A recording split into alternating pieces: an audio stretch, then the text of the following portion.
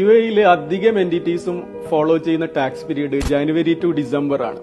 ഇനിയിപ്പോൾ എല്ലാവരും tax return file ചെയ്യുന്ന തിരക്കിലേക്ക് കടന്നു കഴിഞ്ഞു. എങ്ങനെയാണ് നമ്മുടെ ടാക്സബിൾ ഇൻകം കമ്പ്യൂട്ട് ചെയ്യുക? നമ്മളെല്ലാവരും ബുക്സ് ഓഫ് അക്കൗണ്ട്സ് പ്രിപ്പയർ ചെയ്യണം. അത് ഇന്റർനാഷണൽ ഫിനാൻഷ്യൽ റിപ്പോർട്ടിംഗ് സ്റ്റാൻഡേർഡ് പറയുന്ന പ്രകാരമായിരിക്കണം അത് പ്രിപ്പയർ ചെയ്യേണ്ടത്.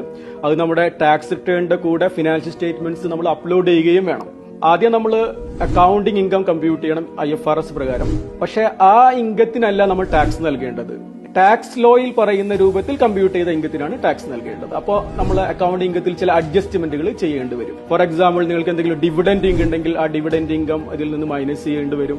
അതുപോലെ എന്തെങ്കിലും നോൺ ഡിഡക്റ്റബിൾ ആയിട്ടുള്ള എക്സ്പെൻഡിച്ചേഴ്സ്, ഫോർ എക്സാമ്പിൾ ഡൊണേഷൻ, അതേപോലെ എന്തെങ്കിലും ബ്രൈബ്സ്, ഇല്ലിസിറ്റ് പേയ്മെന്റ്സുകൾ നടത്തിയിട്ടുണ്ടെങ്കിൽ, അതേപോലെ എന്തെങ്കിലും എന്റർടൈൻമെന്റ് എക്സ്പെൻസുകളുടെ ചില അഡ്ജസ്റ്റ്മെന്റ്സുകളുണ്ട്, ഇൻട്രസ്റ്റിന്റെ അഡ്ജസ്റ്റ്മെന്റ്സുകളുണ്ട്.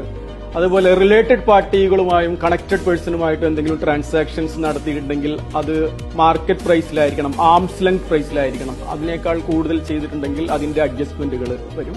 എന്നിട്ട് നിങ്ങൾ കമ്പ്യൂട്ട് ചെയ്ത ആ ഇൻകത്തിൽ നിന്ന് എന്തെങ്കിലും ലോസുകൾ സെറ്റ് ഓഫ് ചെയ്യാനെന്നുണ്ടെങ്കിൽ നിങ്ങൾക്ക് അത് 75% വരെ സെറ്റ് ഓഫ് ചെയ്യാം. അതുപോലെ നിങ്ങളുടെ ഏതെങ്കിലും ഗ്രൂപ്പ് കൺസേണിൽ നിന്ന് എന്തെങ്കിലും ടാക്സബിൾ ലോസ് ഉണ്ടെന്നുണ്ടെങ്കിൽ അതും ഇവിടേക്ക് സെറ്റ് ഓഫ് ചെയ്യാം, സബ്ജക്ട് ടു ചില റെസ്ട്രിക്ഷൻസ്.